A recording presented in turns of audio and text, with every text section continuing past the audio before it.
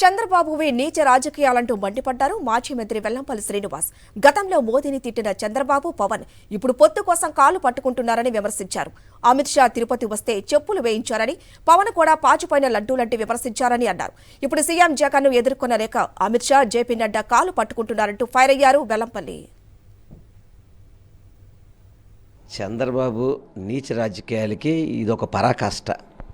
2009 ఎన్నికల ముందు మోడీని నాకు తెలిసి ఈ భారతదేశంలో చంద్రబాబు తిట్టినట్టు ఎవరు తిట్టల.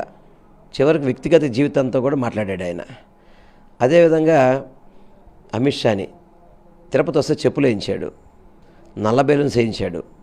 అదేవిధంగా ఇష్టం వచ్చినట్టు భారతీయ జనతా పార్టీని విపరీతంగా తిట్టాడు.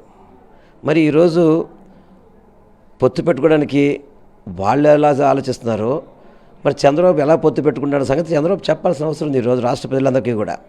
గతంలో ఈ రాష్ట్రాన్ని మోసం చేసింది భారతీయ జనతా పార్టీ అని చెప్పి చంద్రబాబు చెప్పాడు కదా. అదేవిధంగా పవన్ కళ్యాణ్ కూడా పాచిపోయిన లడ్డూలు ఇచ్చాడని చెప్పి చెప్పాడు కదా. మరి ఈరోజు భారతీయ జనతా పార్టీ కాళ్ళు పట్టుకున్నారు భారతీయ జనతా పార్టీకి. ఆల్మోస్ట్ చెప్పాలంటే అమిత్ షా కాళ్ళు, నడ్డా కాళ్ళు పట్టుకొని పొత్తులు పెట్టుకునే ప్రయత్నం చేస్తున్నారు. అంటే చంద్రబాబు నీచ రాజకీయాలకి ఇది ఒక పరాకాష్ట కదా. అసలు చంద్రబాబు అనేవాడు ఒక వ్యక్తేనా? ఏదైనా ఉంటే ఒక స్టాండ్ మీద ఉండాలి. ఏదైనా ఉంటే కనుక ఆ స్టాండ్ లేకుండా ఇష్టం వచ్చినట్టు మాట్లాడడం, అందితే చుట్టూ లేకపోతే కాళ్ళు పట్టుకునే రకం చంద్రబాబు నాయుడు.